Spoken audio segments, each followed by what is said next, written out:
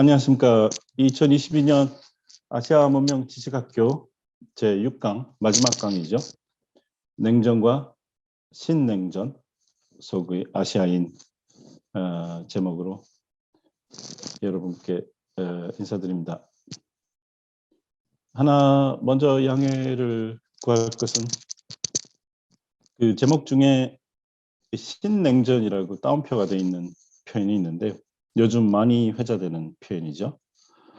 이 부분은 오늘 이 1시간 안에 이 냉전이라는 큰 스케일의 이야기를 해야 되기 때문에 그 지금 당면한 문제, 지정학적인 갈등 문제, 신냉전이라고 표현되는 이 문제 무척 중요한 주제이긴 합니다만 오늘 강연에서는 크게 다룰 시간이 없을 것 같습니다. 제가 또 잘 모르는 부분이고 또 아직 지금 진행 중인 현상이라서요. 얘기하기가 처음에는 그렇게 해야 되지 않을까 했는데 잠깐 후반부에 언급하면서 앞의 냉전 속의 아시아인 주로 이제 역사의 문제로 여러분과 말씀 나누겠습니다. 먼저 저는 사회인류학을 전공한 사람이고요.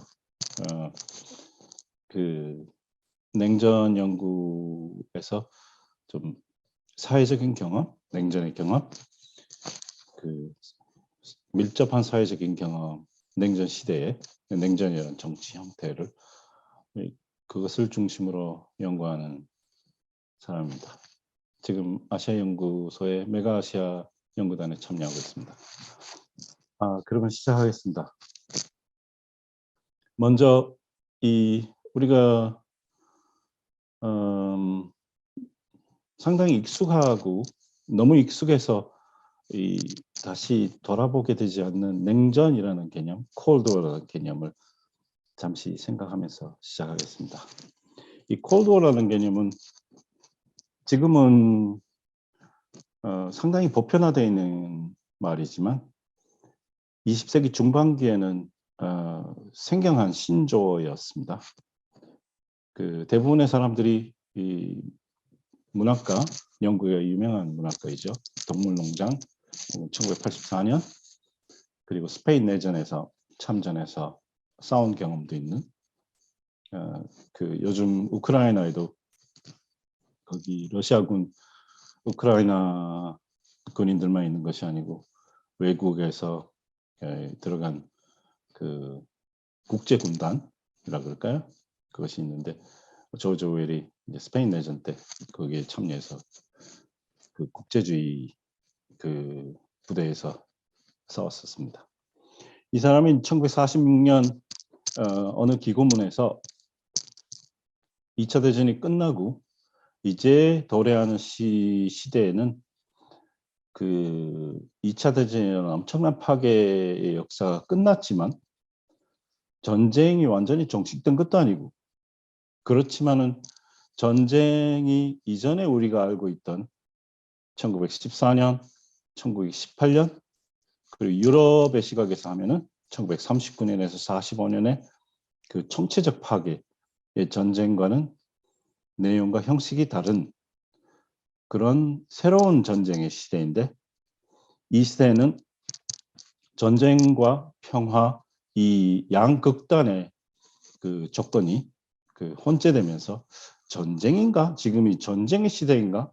지금이 오히려 평화의 시대인가? 그 규정하기가 상당히 힘들어지는 전쟁이면서 평화이고 평화이면서 전쟁인 새로운 그 전쟁의 형식이 도래한다라고 주장을 했었습니다. 이후 이 조지 오웰이 얘기한 콜드워라는 개념이 이제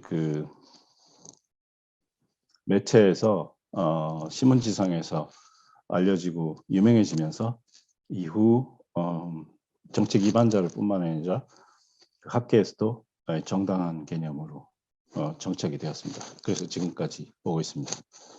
전체적으로 얘기해서 냉전의 시작은 1945년에서 1946년 혹은 어떤 사람들은 이제 그 트루만 대통령, 그 당시 이제 미국 대통령이 트루만 대통령인데 47년 트루만 독트린, 이제 소련을 봉쇄하는 독트린을 세웁니다.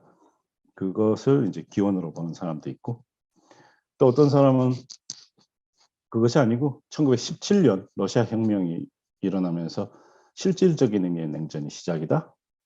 혹은 혹자들은 우리에게는 조금 익숙하지가 않은데 19세기 말기 기존의 유럽의 제국이 약화되고 그 다음에 미국, 독일, 일본의 새로운 제국들이 등장하는 시대를 나름 또 깊은 기원의 의미에서 냉전의 시작이라고 생각하는 사람도 소수이긴 하지만 있습니다.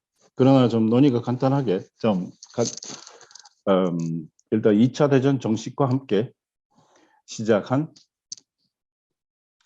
질서, 세계 질서인데 1990년도 초반 그 중에 그 질서를 형성했던 큰 행위자였던 이제 소련이라는 제국이 1991년 11월 해체가 되면서 그 냉전이 종식됐다. 그러니까 1946년에서 1991년까지 거의 이제 20세기 후반기를 규정했던 그 정치 질서라고 대부분의 우리들은 그렇게 이해를 하고 있습니다.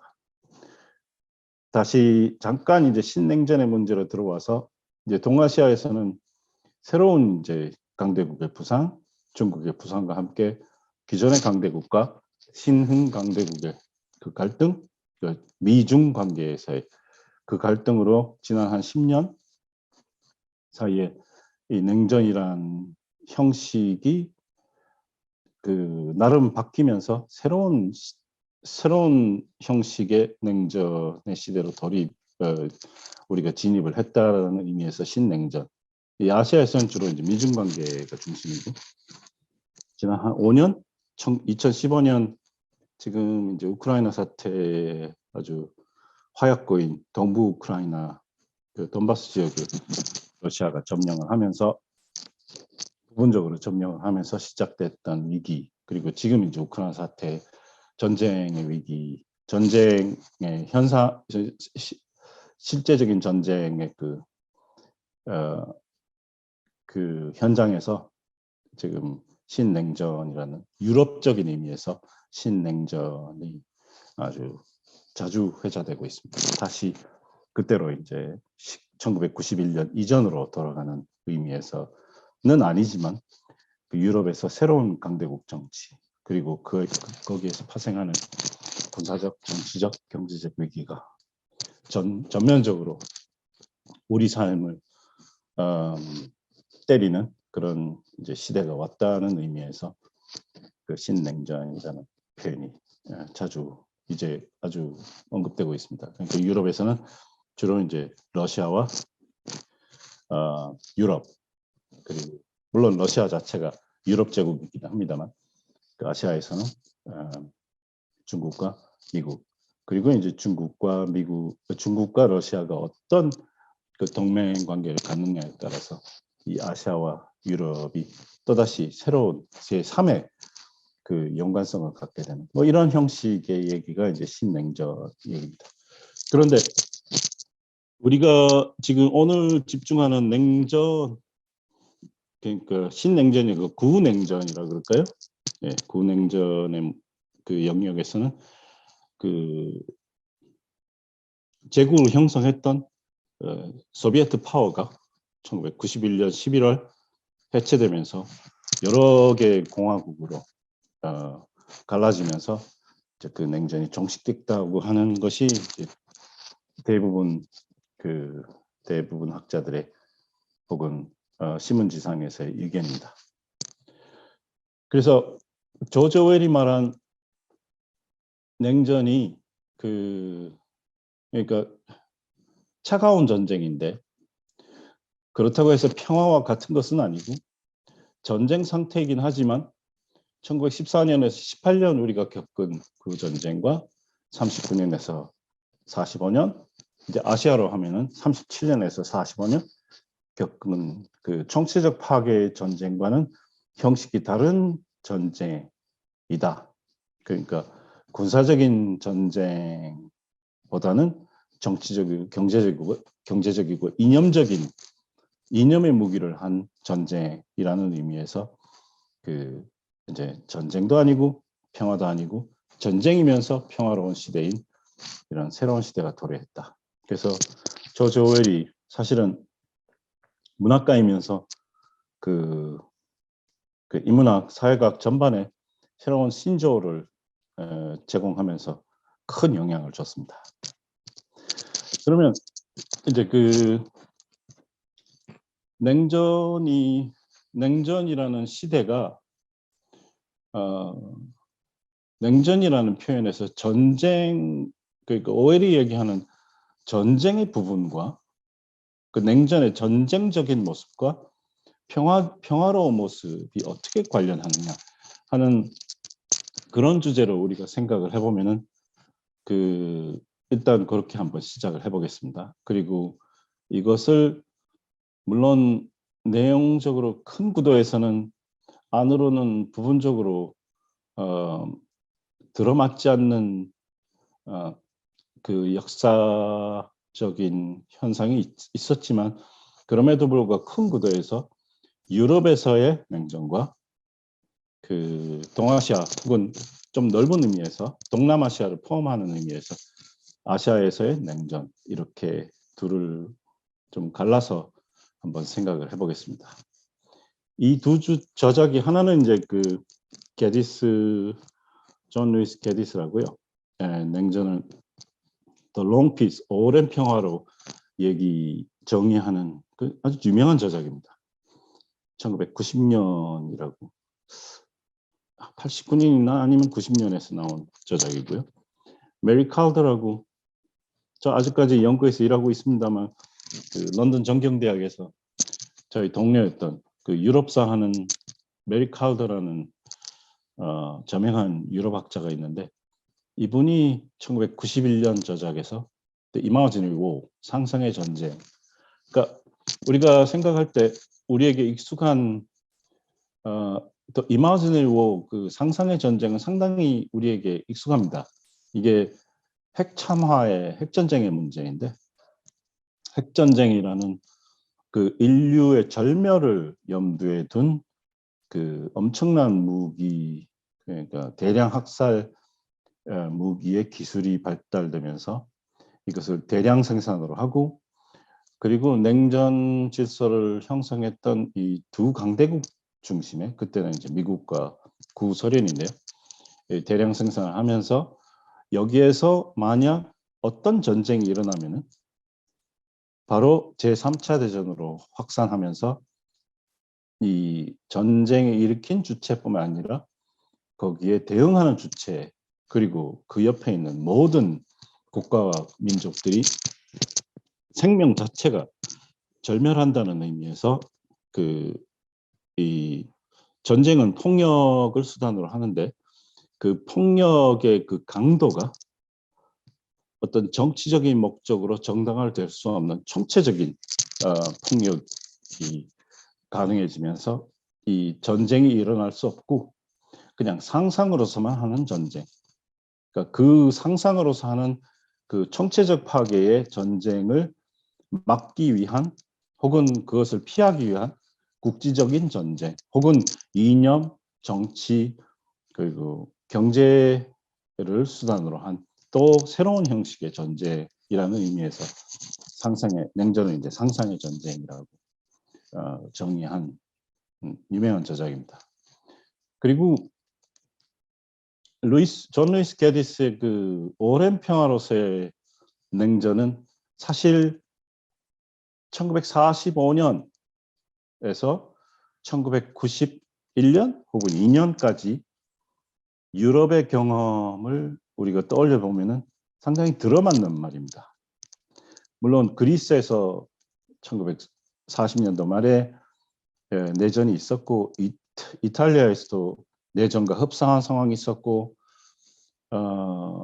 특히 이제 서유럽의 그 주변부 특히 남부 쪽에서의 냉전은 터키도 그렇고요. 그렇게 평화롭진 않았지만 그럼에도 불구하고 좀 전체적으로 봐서 유럽 그리고 나아가서 그 대서양 커뮤니티라 그럴까요? 미국을 포함한 그 우리가 종종 얘기하는 서구에서의 냉전은 40년도에서 90년까지 예를 들어 보스니아 전쟁이 일어나는 1995년 이전에 유럽은 놀랍게도 오랜 평화를 겪었습니다. 그런 적이 없었습니다. 20세기 전반에도 그렇게 오랜 동안 평화로운 시대가 없었고 전쟁이 없는 시대 19세기는 말할 것도 없고 18세기, 17세기 종교전쟁 16세기 언제까지 내려가야 이런 오랜 평화의 시대가 있었던가 참 찾기가 힘든 정도로 한 50년 거의 반세기의 평화로운 시대 전쟁이 없는 의미에서의 평화로운 시대를 겪었습니다. 그래서 냉전이 오랜 평화라면 그 다음에 이제 90년대 중반에 보스니아 사태, 보스니아 전쟁 여러분들 기억하실 겁니다. 그 다음에 이제 요즘 이제 우크라이나 사태에서 종종 회자되는 그 이제 오랜 평화가 끝나는 의미에서 그 이제 새로운 시대라는 것이 냉전이 오랜 평화의 시대였다는 그 의식에 기반하고 있습니다.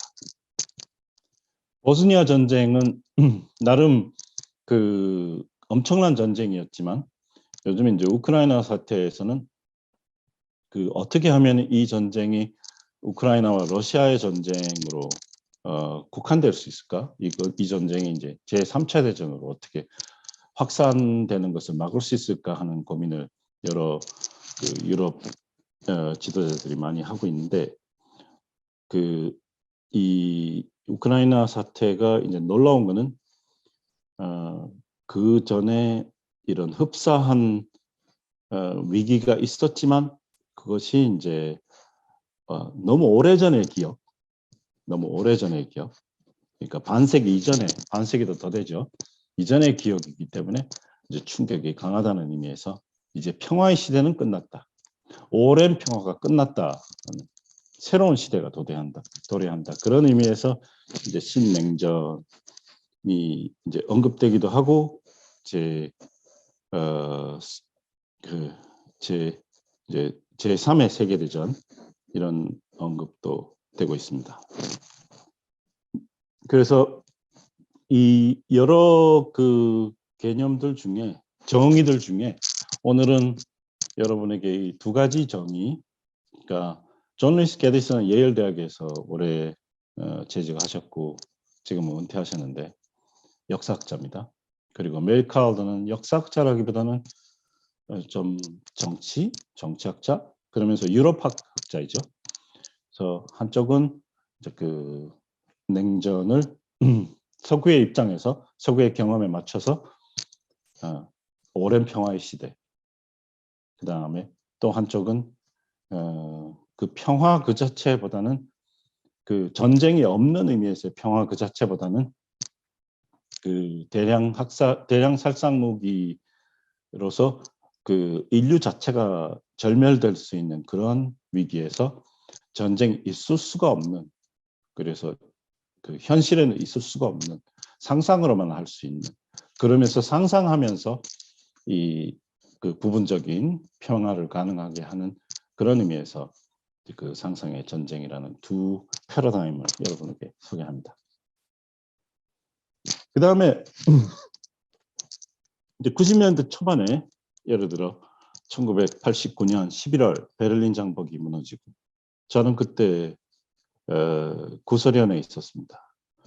구소련 마지막 그러니까 열진 대통령에서 고르바초프로 넘어가는 그 시대에 제가 러시아 시베리아에서 필드워크를 하는 과정이었는데 하나 재미있는 그 에피소드는 그 제가 이제 수렵인들 원주민 시베리아인들 수렵 사회에 들어가서 필드워크를 하고 있었는데 한 달에 한 번쯤 최소한 한 달에 한 번 거기 우리로 하면 정보부죠.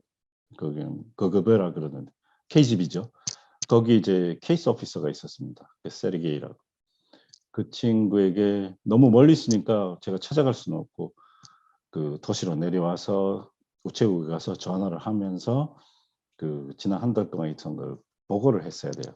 근데 어느 날 눈이 많이 오는 날이었었는데 그 이 세료자가 제가 있는 곳에 찾아왔습니다.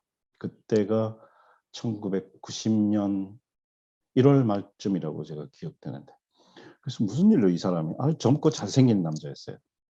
그래서 그때로 하면 레닌그라드 역사학부 출신인데 똑똑하고 와서 뭐 그래서 왔으니까 식사를 대접하고 그 이제 차도 대접하고 했는데 그날 못 떠나고 하룻밤 자면서 제 옆에서 하는 얘기가 제가 어떻게 살았는가 묻는 것이 아니고 저한테 제가 거기서 쓰는 이름이 이글이었는데 이가 권헌익이니까 익자만 따가지고 이글이었는데 이글 지금 베를린에서 이렇게 일어나는 일을 알고 있냐고 그냥 라디오에서 들었다고 그러면 거기에 대해서 어떻게 생각하느냐 그러니까 이 정보계통에 있으니까 세상이 어떻게 변할까 그리고 자기는 앞으로 어떻게 될 것인가 이제 고민이 많은 겁니다. 저한테 이제 그 KGB 그때 KGB 케이스 오피서면 지금 푸틴 대통령 그쪽 계열일 텐데 저한테 묻더라고요. 그러니까 이런 그 91년 89년에서 91년의 사태가 그 격변기가 지나고 소위 말하는 냉전이 끝나고 종식된 이후에 냉전 연구는 상당히 달라집니다. 그래서 뭐 이거는 오늘 내용과는 직접적인 관련은 없지만 그래도 잠깐 다루고 가야 될 것 같아서 여러분에게 소개를 하는데 그때 이제 냉전 연구에서는 냉전사 저는 뭐 역사학자가 아니라서 직접 참여를 하고 있지 않습니다만 제가 하는 연구와도 이제 깊게 관련되는 그러면 문화 컬처 턴이라는 것이 이제 90년대 초반부터 지금까지 상당히 전개가 됐습니다. 그러니까 이전에 냉전이라 그러면 지정학적인 거 혹은 그 지정학적인 거에 있어서 특히 제일 논의가 많이 됐던 것이 아까 상상의 전쟁이라고 잠깐 말씀을 드렸는데 상상의 전쟁의 그 토대가 되는 핵무기 문제, 핵 참화의 문제에서 어떻게 하면은 그러니까 놀라운 얘기죠. 그게 이제 요즘 경제학에서 미시경제학에서 많이 얘기하는 그 게임 티어리가 거기서 시작하는데, 그러니까 어떻게 하면은 저들에게 내가 이 핵무기를 절대 사용하지는 않을 것이다 라는 인식을 주지 않고 내가 사용할 수도 있다는 인식을 주면서 그렇지만 나는 절대 사용하지 않을 거야.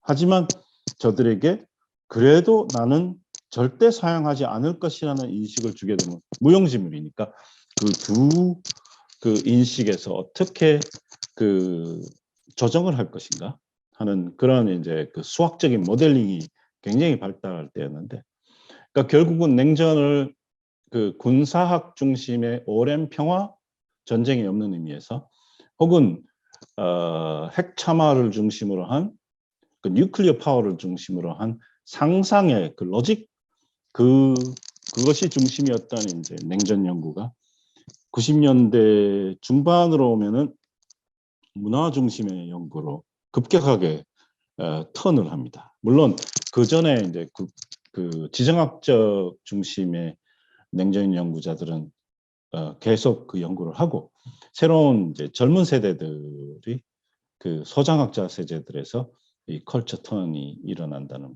말씀입니다. 거기에 이제 몇 가지 대표적인 작품들이 나오는데 거기서 이제 나오는 얘기가 뭐냐면은 문화라고 하니까 이제 권력 그러니까 냉전을 파워 중심으로 생각하는 것에서 이제 컬처 중심으로 생각하게 되면은 어떤 현상이 일어나느냐 하면은 문화 쪽으로 가면은 권력을 행사하는 사람 그러니까 예를 들어 뭐 백악관, 거기 또 띵크탱크, 우리로 하면은 평양, 서울 이 중심이 아니고 대중들이 참여하고 지식인들이 참여하고 대중 매체들이 참여하는 그 문화를, 그러니까 어떤 형식의 문화를 만들어 나가면서 그걸로 그 냉전 체제에서 그 체제를 공고히 하는 그런 이제 실천들이 일어나게 되는데 그 실천들에 이제 관심을 두게 되는, 그러니까 결국은 이 국민과 대중들이 참여하는 의미에서의 냉전 체제 연구, 이렇게 이해하면 될 것 같습니다. 그 다음에 또 하나는 이 90년도 이전에 냉전 연구가 미소 중심이었다면은, 강대국 중심이었다면은 90년대 이후의 냉전 연구는 물론 이제 강대국 중심의 예를 들어 그 이원화된 권력 중심의 연구에서 그 이원화되어 있는 권력에서 예를 들어 두 고래 사이에 등이 터지는 새우들 보면서 하는 권력 다툼의 연구라 그럴까요? 그래서 이제 제3세계 혹은 그러면서 이제 약소민족이긴 하지만 약소민족이라서 강대국 정치에는 직접적인 역할을 못하지만 강대국 정치, 이 갈라지는 강대국 정치에 참여를 하거나 거기에 저항을 하거나 또 동반자가 되어서 가거나 아니면 심지어는 강대국 정치를 체화해서 자기가 강대국인 것처럼 착각을 하면서 강대국 정치, 지오폴리틱스를 두 약소국이 하는 그런 형식의 이제 여러 가지 형식의 냉전의 권력 싸움의 비강대국에서의 실천이라 그럴까요? 그러면서 이제 전체적으로 여기서 제3세계가, 그러니까 우리가 보통 제3세계라는 얘기는 제1세계는 유럽과 이제 북아메리카 서구라는 자유주의 세력이죠. 그리고 제2 세력은 러시아, 나중에는 중국을 포함한 국제사회주의 세력을 제2세계라고 그러는데, 제2세계와 제1세계가 다투는 의미에서의 냉전보다는 이 다툼에 의해서 운명이 결정되기도 하고 또 그 결정되는 데 저항을 하기도 하는 제3세계 입지를 보면서 제1세계와 제2세계의 다툼을 보려고 하는, 그러니까 예를 들어 좀 2차원적인 연구에서 약간 3차원적인 연구, 입체적인 연구로 변하는 것이 이제 90년대부터의 냉전 연구라고 정리하면 되겠습니다. 네. 거기서 이제 중요한 작품 여러 가지가 있는데 몇 가지 중에 하나 말씀드리는 거는 이제 냉전이라는 표현에 이제 글로벌 냉전이라는 글로벌자를 붙이면서, 이때 이제 글로벌하다는 거는 제3세계를 포함하는 의미에서의 요즘 글로벌 냉전이라는 의미가 강합니다. 그래서 냉전에 의해서 왜 제3세계가 중요한가? 제1세계와 제2세계가 둘로 갈라져서 싸우고 있는데 왜 여기에 제3세계를 보는 것이 중요한가 하는 것이 이제 90년대 이후 냉전 연구의 중요한 부분입니다. 그래서 그런 이제 배경에서 오늘은 여러분께 우리는 우리말로 하는 냉전이라는 언어는 굉장히 좀 정의하기도 어렵고 좀 혼재된 언어입니다. 그래서 예를 들어 신문지상에서 예를 들어 정치학을 공부하시는 분이 혹은 외교 정책을 하시는 분이 냉전 얘기를 하실 때는 이전에 미소의 전략가들이 했던 그런 냉전과 굉장히 흡사한 말도 있고요. 또 혹자가 얘기한 냉전적인 사고를 하지 마라. 그러면 또 그런 이제 표현도 많이 나오는데, 그런 이제 표현에서는 이 세계가 둘로 갈라져 있으면서 갈라져 있는 상황에서 그 타자를 상대방을 적대화하는 그런 사고를 하지 말자라는 그런 의미에서 또 얘기가 되기도 하고요. 그래서 그 대한민국에서 그 우리가 이해하고 있는 냉전, 조금 이따가 한국전쟁 부분을 조금 얘기를 하겠습니다만, 우리의 냉전은 조금 우리가 너무 당연시 여기기 때문에 그 안에 서로 충돌되는 그 개념의 흔적들이 있음에도 불구하고 우리가 잘 느끼지 못합니다. 그게 말씀드리는 것이, 우리가 생각하는 냉전에는 아까 말씀드리는 오랜 평화로서의 냉전의 의미도 좀 있고, 우리는 전쟁을 겪으면서 냉전에 진입을 했기 때문에 좀 그것과는 어긋나는 측면도 있고, 또 상상의 전쟁이라고 얘기할 때 그 핵참화의 문제는 가까운 일본에는 그것이 굉장히 중요한 일인데, 그리고 중국 북쪽, 러시아, 북한 쪽으로 가면은 어떻게든지 이 핵 보유국이 되는 것이 국가의 운명을 좌우하는 그런 사고가 있습니다. 그런데도 우리에게는 왜 그래야 될까 익숙하지가 않습니다.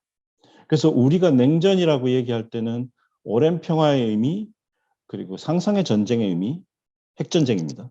그런 의미도 있지만 그것과는 또 틀이 잘 완전히 맞지 않는 뭔가 또 제3의 무엇이 있는 것 같습니다. 그래서 그 제3의 무엇인가, 그런 의미에서 오늘은 우리 좀 섞여 있는 우리의 냉전보다는 조금 아시아의 다른 곳에서 들여와 가지고요, 한번 우리를 좀 타자화하면서 남의 시각에, 다른 사람의 시각에서 이 혼재되어 있는 우리의 냉전 의식을 한번 바라볼까 생각해 봤습니다. 여기서 이제 인도네시아 말로 이제 빠랑딩인, 뭐 말은 별다른 게 없어요. 냉전인데 이 표현이 재밌습니다.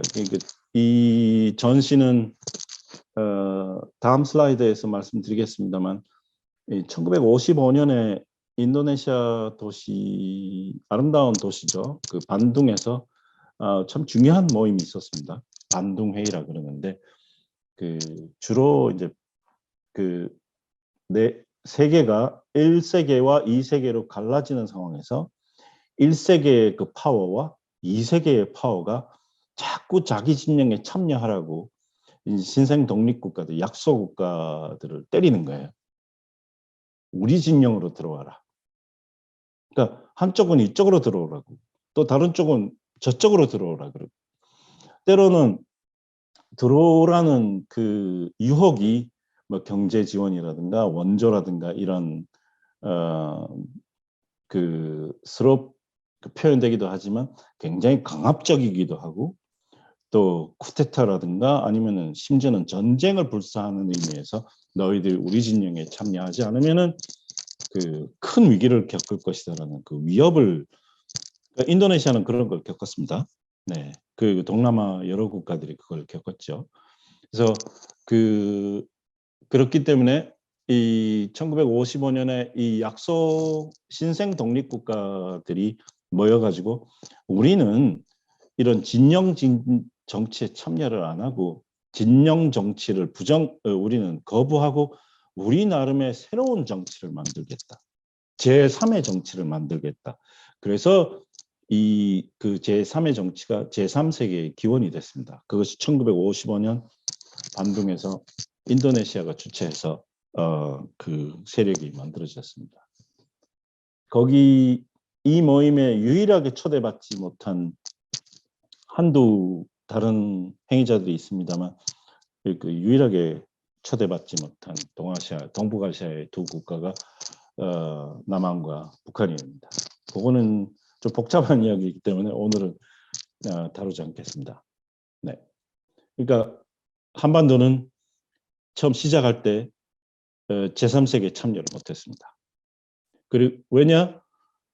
간단하게 하면 제3세계를 형성을 하려고, 제3의 길을 형성을 하려고 하는 사람들의 시각에서는 남한은 이쪽 진영, 북한은 저쪽 진영 정치에 자발적으로 그리고 너무 열심히 참여한 모범생이었기 때문에 제3의 정치를 추구하는 제3세계와는 정서가 맞지 않는다고 생각했습니다. 우리는 그러니까 너무 냉전시대의 모범생, 여기는 냉전시대에 좀 저항하는 사람들, 이렇게 그 아시아에서도 이렇게 갈라진 역사가 있었습니다. 어쨌든 뿌랑댕인, 이것이 이제 반둥회의 60주년 행사의 그 행사에 같이 한 전시회였는데, 저는 60주년 행사 자체는 참여하지 못하고 한 2주 후에 거기에 갔었습니다. 여러 행사가 있어서 거기 갔는데, 하나 놀라운 거는 여기에 그 인도네시아가 과거에 1955년에 제3세계 운동을 재현하면서 그 냉전, 우리 그 콜드 워 혹은 냉전이라는 거를 한번 재현한 모습이, 이 안에는 그 상상의 전쟁도 없고 오랜 평화의 그런 모습도 전혀 없습니다. 그러니까 주류 냉전 이해 혹은 주류 냉전사에서 얘기하는 그 패러다임 틀들이 여기에는 완전히 부재하고, 거기서 강조하는 것이 위에 있는 거는 한국 전쟁의 하나의 그 모습, 아래에 있는 거는 그 베트남 전쟁, 제2차 인도차이나 전쟁의 모습이 주요. 여기서 팔레스타인도 있습니다. 그건 좀 복잡한 얘기라서 다루지 않겠습니다. 이 두 개. 그러니까 냉전이라는 그 재현 안에 전쟁 얘기가 두 개가 있는 거예요. 냉전이 아닌, 그러니까 차가운 전쟁이 아닌 전쟁 이야기가 두 개가 있습니다. 이것이 이제 반동회의 1955년. 그래서 지금 다시 이제 여기서 이제 반동회의에, 그러니까 여기서 하나 여러분께 그냥 말씀드리고 싶은 거는, 아까도 잠깐 언급했습니다만은 이 1955년 반동회의가 이루어지는 그 계기는 그 세계가 1세계와 2세계로 갈라져서 진영 다툼을 하는, 크게 보면 그거였지만, 여기서 또 하나는 1950년, 1953년의 한반도의 내전이었습니다. 그리고 1945년, 1954년에 이르는 베트남의 제1차 인도차이나 전쟁. 그는 물론 프랑스와의 전쟁이었지만 그것도 상당한 부분 내전의 형식을 갖췄습니다. 요즘 이제 그 1차 인도차이나 전쟁이 얼마만큼 내전적인 전쟁이었냐 하는 새로운 연구들이, 다시 좋은 연구들이 새로운 책들이 나오고 있는데, 이 제3세계 운동을 처음 했던 이 사람들은 이 한반도에서 일어나는 폭력과 그 인도차이나에서 일어나는 폭력에 큰 근심을 하면서 제3세계, 그러니까 어떻게 보면은 이 1955년의 제3세계 운동은 그 한국 전쟁과 베트남 전쟁, 1차 베트남 전쟁의 전후사적인 성격을 가졌다고도 얘기할 수 있겠죠. 여기서 이제 하나 소개를 해드리고 싶은 거는, 그 우리들이 잘 모르는 사람인데, 이때 이제 버마의 수상 우누였습니다. 여기 사진의 중간에 있는 사람인데, 그 버마가 그 제3세계 아시아의 제3세계 운동에 그 누구보다도 이건 중립주의 운동으로 그 제3세계 운동을 이해한 사람인데요. 그 버마의 우누는 한국 전쟁과 인도차이나 전쟁에 큰 근심을 갖고 있으면서 그 주의 깊게 보고 있었습니다. 그리고 한반도의 전쟁과 인도차이나 전쟁을 통틀어서 아시아의 홀로코스트라고 이해를 했었습니다. 그리고 그렇게 글도 쓰고. 그래서 제3세계 운동은 이 아시아의 홀로코스트를 피하기 위한, 한반도와 인도차이나는 겪고 있는 이 홀로코스트와 준하는 이 생명 파괴를 어떻게 아시아 사람들이 피할 수 있을 것인가 하는 그런 의미에서의 제3세계 운동 였습니다. 특히 이제 버마의 운우가. 그래서 좀 놀랍게도 우리가 지금은 우크라이나 사태에 굉장히 염려를 하고 있지만 지난 한 2년간 작년 봄을 시작으로 이제 요즘 말로 하면 미얀마죠. 미얀마 사태 사실 마음 아파하고 했는데 그때 이제 운우가 이해한 버마는 버마 역시 이런 지금 겪고 있는 이런 폭력의 그 위기를 합류한 그 현장에 버마가 살고 있는데 어떻게 하면 이 옆에 나라들이 겪고 있는 이 홀로코스트에 준하는 생명 파괴를 피할 수 있을 것인가 하는 것이 이 사람의 화두였습니다. 그래서 여러분께 말씀드리는 것은 그 참 아이러니하게도 한쪽으로는 이 냉전사로 들어가 보면은 한편으로는 우리는 한반도에 있는 우리는 1945년에서 48년 그 우리가 해방되자마자 또 분단되고 그러면서 뭐 밖에서 볼 때는 참 진영 정치의 모범생이지만 그것도 안에서 생각할 때는 우리가 자진해서 원해서 된 것이 아니고 또 상당한 부분 강요가 되어 있었는데 그렇게 하다 보니까 그 분단 혹은 냉전 체제가 여기에서는 고착화 되면서 90년대와 21세기 초반에는 한국 매체에 그 냉전의 섬 뭐 이런 얘기들이 많이 있었습니다. 그 우리가 다 이해하죠. 딴 사람들은, 딴 나라들은, 딴 민족들은 전부 탈냉전 시대로 이제 진입을 했는데 90년도에 유독 한반도에 있는 그 한국인들만 그 냉전 시대, 과거의 냉전 시대에서 탈냉전 시대로 진입하지 못하고 과거에 묶여 있는 이런 상황. 그러면 이걸 어떻게 할 것인가? 우리는 과거에 살고 다른 사람들은 전부 탈냉전 시대에 살게 되는 이런 그 의식들이 상당히 그 지배적이었습니다. 어쨌든 그 버마의 운우가 이해한 아시아 냉전은 조금 전에 보여드렸듯이 굉장히 그때 당시에 이 동남아시아에서 특히 생각하는 사람 또 그 염려하는 사람들 지식인들이 혹은 또 정치주도들이 이해했던 빨랑등인적인 그런 의미에서의 냉전 그 안에는 상상의 전쟁이라는 것과 오랜 평화라는 것은 자리를 차지하지 못하고 오히려 2차 대전의 그 엄청난 생명 파괴, 홀로스코스트라고 이제 그 운우가 표현을 했던 그런 전면적인 폭력 그리고 정치 공동체가 겪을 수 있는 가장 첨예한 위기, 그러니까 근대 사회, 근대 정치 체제가 겪을 수 있는 가장 첨예한 위기, 바로 내전을 어떻게 피할 것인가 하는 문제였다고 말씀드립니다. 그러면 거기로 들어가기 전에 그 베트남 얘기를 잠깐 소개하기 전에 지금까지 이제 냉전의 그 몇 가지 냉전의 이해에서 몇 가지 결들을 말씀드렸는데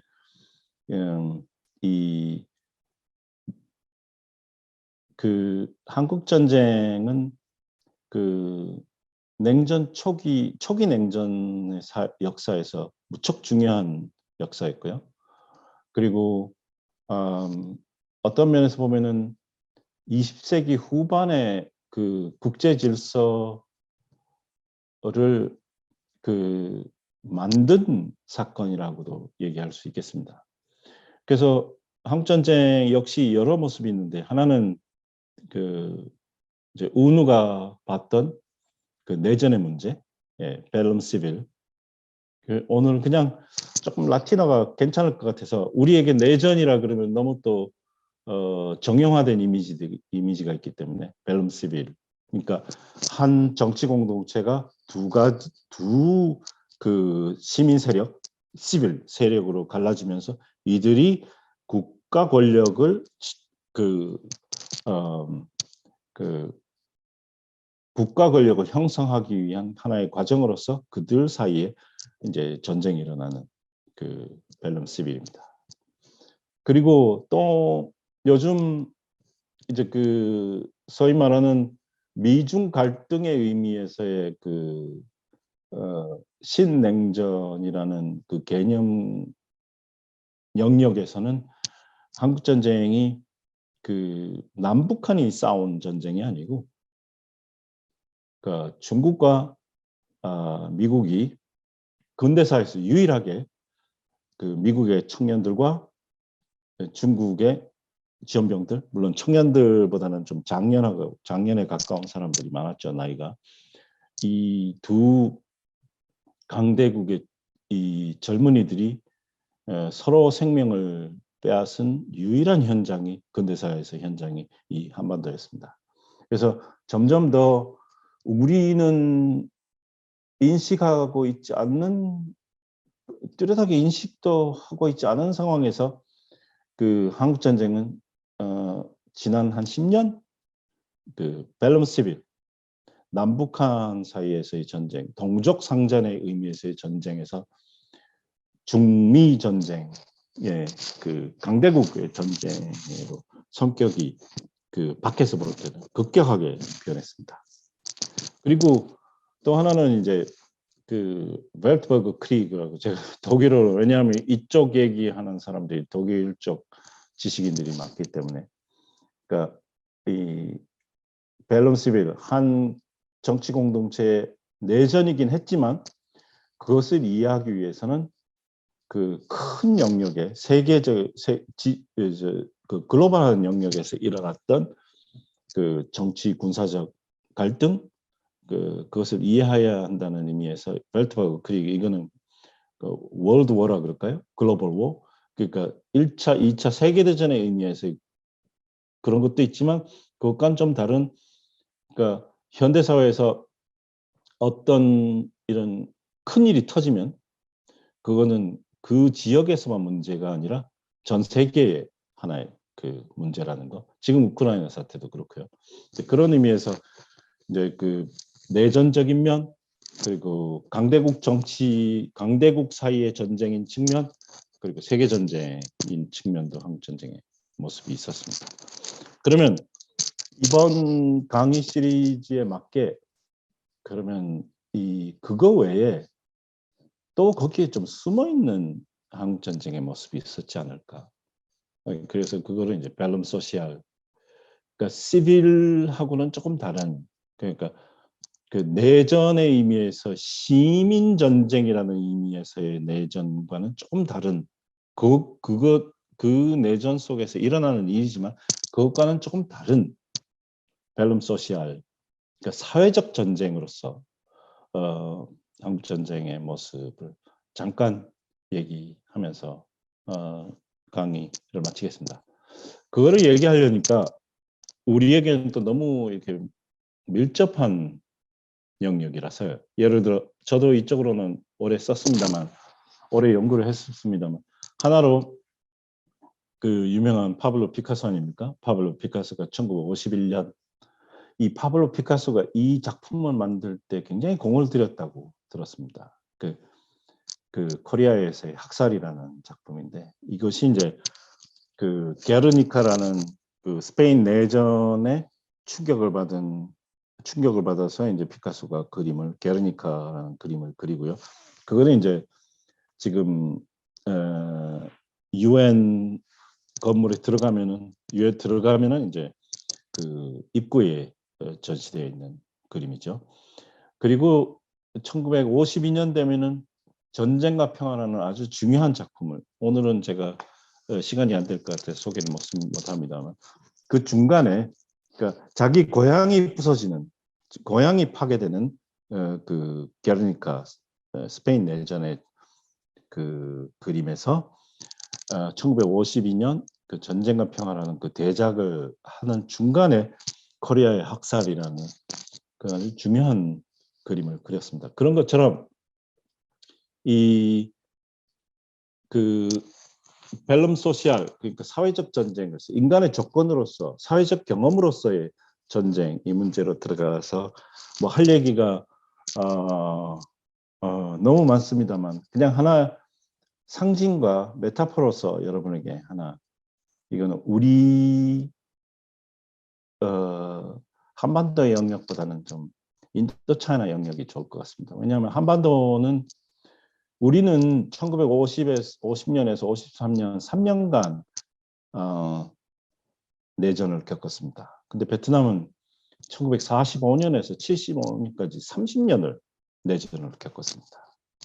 그러니까 3년과 30년은 좀 다르지 않습니까? 이 30년을 겪다 보니까 그 안에 그 역사적 현실에 대한 현장에 대한 인식 그리고 그걸 상징화하는 거, 그걸 메타포라이저 하는 거, 그리고 거기에서 그 어떤 그거를 이 복잡한 현실 그리고 아픈 현실을 이렇게 좀 미학화하는 그것이 우리 문학 예술 언어 활동보다는 이 베트남 쪽 언어 활동에서 더 정교하고 더 발달되어 있는 것 같습니다. 제 개인적인 이해입니다. 그래서 오늘은 하나만 이 소이도우 특히 중부 베트남 쪽에서 자주 회자되는 하나의 메타포인데 이게 이제 우리도 뭐 흑산 찰밥 비슷한 그런 음식이죠. 근데 베트남 우리도 그렇지만 찰밥이 베트남에서도 이 음식이 그냥 매일 먹는 음식이 아니고 어떤 특별한 약간 이제 종교적이고 뭐 이런 그 전통적인 의미에서 민간 신앙과 관련된 그런 중요한 행사 때 사람들이 만들어 먹는 건데 흰그 스티키 라이스가 뭐라고 우리도 무슨 말이 우리로 하면 어쨌든 스티키 라이스라고 하겠습니다. 스티키 라이스에다가 검은 콩을 넣어서 만든 음식입니다. 거기에 이제 나중에는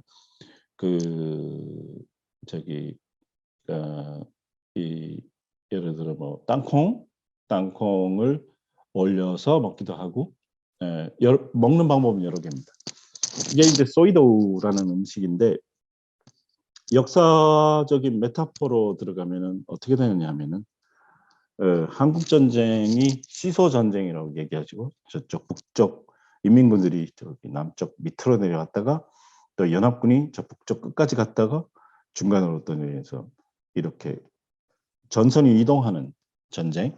근데 베트남의 내전은 그거를 좀 뛰어넘어서 낮에는 남베트남군, 미군 또 지역에 따라서는 그 한국에서 간 베트남 참전 용사 그래서 이제 그 남쪽 군인들이 와서 남베트남 국기를 그 공회당에 올리고 또 저녁 되면은 우리로 하면 산 사람들인데 거기는 산 사람들이 아니고 거기 이제 그 숲에 숨어 있던 사람들이 동네에 들어와서 그 사람들 오기 전에 이미 그 남베트남기는 주민들이 내려놨죠. 그 사람들이 와서 이제 그 이민 해방군 깃발을 올립니다. 그래서 남쪽 낮에는 이 사이공 병사들이 와서 주민들을 다 모아놓고 훈계하고 어떨 때는 좀 때리기도 하고 또 못된 짓을 하기도 하고 밤에는 또 이민 해방군이 와서 훈계를 하고 또 그 밤에 졸리는데 지루한 연설도 많이 하고 하는 그러니까 낮과 밤에 따라서 이 세상이 이쪽 저쪽으로 변하는 그러니까 좀 냉전의 구도에서 보면 낮에는 1세계에 살고 밤에는 2세계에서 사는데 그 안에 3세계로 살 수 있는 거기서 중립을 지키면서 살 수 있는 그 공간이 너무너무 협소한 겁니다. 그리고 전쟁이 격화되면 그 공간이 아예 보이지가 않기도 하고 하지만 그 안에도 이웃 간 친척 간 아니면은 그냥 스트레인저들끼리 그 전쟁이 강요하는 진영 논리가 아니고 진영 논리 안에서도 그 진영론이 상대적으로 자유로우면서 서로 도와주고 서로 생명을 구하고 하는 그런 의미에서의 사회적 밸럼 소시알, 이것을 이제 얘기하는 하나의 메타포로서 베트남 사람들은 소이도우 얘기를 많이 합니다. 이게 무슨 의미냐 하면은 소이도우를 먹을 때는 이 하얀 것과 검은 것을 갈라놓고 먹을 수가 없습니다. 잘 먹으려면은 그 화이트와 블랙 이 두 개를 섞어서 같이 먹어야 되는 거예요. 그것과 똑같이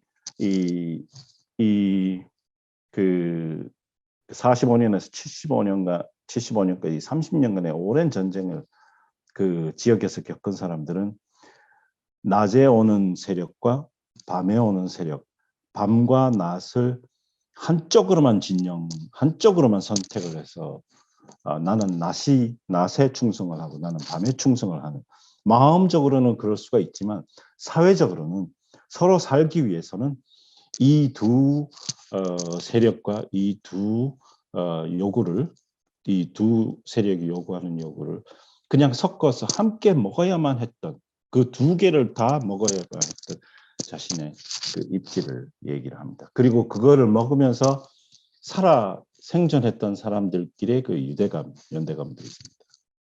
그래서 그거를 좀 그 밸럼 소시알적인 의미에서의 근데 요즘 이제 그 냉전사에서 점차 조명을 받고 있는 그 컬처 턴 이후에 조명을 받고 있는 아래로부터의 냉전사, 아래로부터의 냉전의 경험. 그런데 거기에서는 그 한국에서 이게 한국에서 우리가 이해할 수 있는 아래로부터의 그 냉전 경험과 동남아시아 어느 특별한 곳에서, 예를 들어 인도차이나 같은 데서 하는 연구는 나름 편차가 있을 수 있죠, 거기서. 하지만 그럼에도 불구하고 이 동시대에서 그 특정한 문화적인 배경, 역사적인 배경에서 동시대에 출현한 이런 그 메타포나 상징들, 그리고 인식들을 비교하고 서로 이해해가고, 또 우리와 비슷하지만 또 다른, 어떨 때 보면 우리보다 인식을 더 명확하게 하는, 예를 들어 브랑딩 같은 그런 데서 또 배울 것이 있지 않은가, 그렇게 생각이 듭니다. 성천적인 여러 모습입니다. 그래서 피카소 마지막에 이제 끝내겠습니다. 우누가 버마의 수상, 이분도 이제 군사 쿠데타에 의해서 실각을 하게 되는데 1962년에 1950년 9월 5일 버마 국회 연설에서 코리아라는 연설을 합니다. 그때 이제 한국 전쟁의 홀로코스트적인 이 파괴, 생명 파괴를 보면서 이제 한국에 대해서, 한반도에 대해서 안타깝게 생각도 하지만 또 한편 이 한반도의 운명이 남의 이야기가 아니고 자신의 운명같이 생각이 들면서 한 이야기입니다. 그것을 읽으면서 여러분에게 소개하면서 오늘 강의는 끝나겠습니다. 오누가 이렇게 얘기합니다. 우리의 지리적 위치를 한번 바라보라. 우리는 마치 선인장들에 둘러싸여 포위된 부드러운 오이나무 같다. 가시가 없다는 얘기죠, 오이나무는. 그래서 조금 더 움직일 수가 없다. 만약 우리가 무책임하게 행동한다면, 그래서 버마 연방을 어느 특정한 블록의 품에 던진다면 다른 블록은 그냥 그저 팔짱만 끼고 쳐다만 보는데 만족하지 않을 것이다. 그래서는 안 된다. 네, 결국 이렇게 노력했음에도 불구하고 62년 실각을 하면서 군사 쿠데타로 버마는 또 나름 그 중립이라고 주장을 하지만 또 그들 나름의 진영 정치, 그러니까 어느 특정한 블록의 품에 자신을 던져서 그 새로운 정치를 하게 시작합니다. 그래서 오늘까지 오고 있습니다. 이 정도로 하겠습니다. 네, 감사합니다.